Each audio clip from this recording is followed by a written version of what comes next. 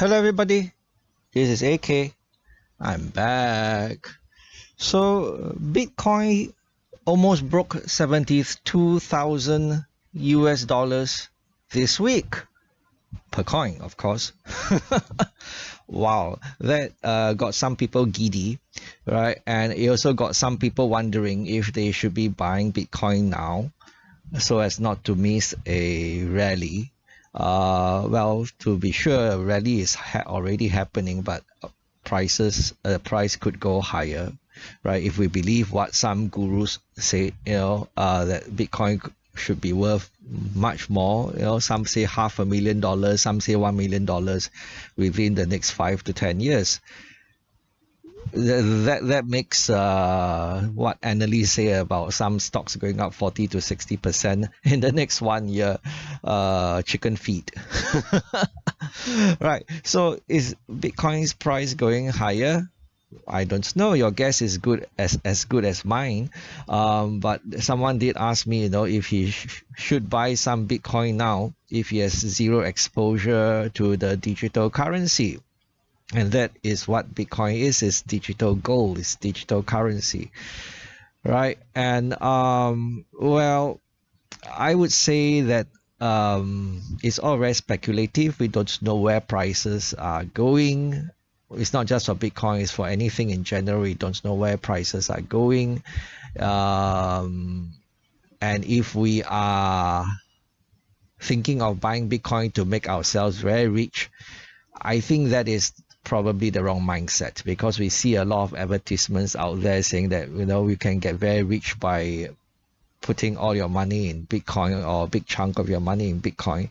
And there are some people who have read in the past, before the last rally or after the last rally of Bitcoin a few years ago, where people literally sold their homes, their cars, everything, and just dump all their money into Bitcoin, right? And that is just plain silly, right? It's so risky.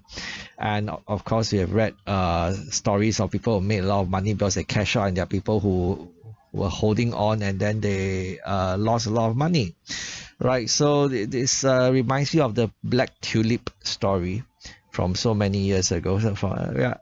So I think it has to do with mindset, right?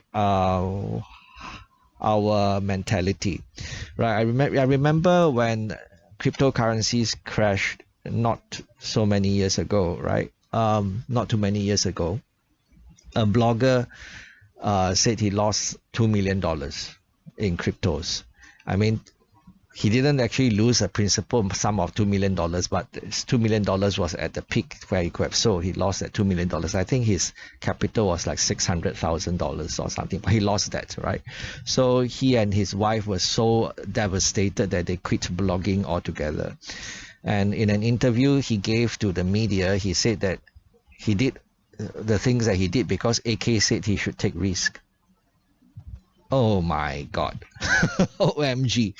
Well, I'm very sure I didn't say to anyone that they should take risks and plonk in all their wealth in cryptocurrencies. I wasn't even in cryptocurrencies at that time.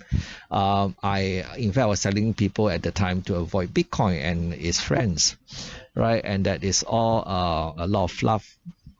But what I did say was not to leave our money in a savings account, because in those days the banks were paying us almost nothing to save money, right? And it was silly to keep our money in a savings account and earning 0.05% per annum in interest or something like that.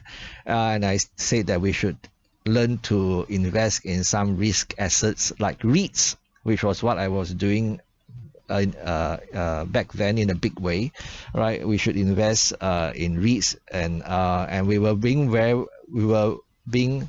rewarded very well for taking on risk by investing in REITs back in those days. And I mean, the distribution yield were like 10% in some cases or more.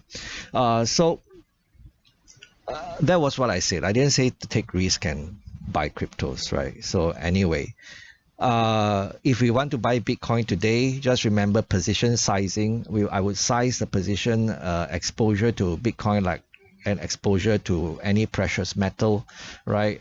In total, in aggregate, our exposure to digital gold or physical silver or platinum for that matter, or palladium, in my opinion, should not exceed 10% of our entire portfolio, right? So it is a hedge, right? Like I say, I buy these sort of things as insurance, right? It's a hedge. It could make us very rich in the process. Who knows? if Bitcoin becomes $1 million per coin, then I would suddenly find myself $1 million richer. That tells you how many Bitcoins I have.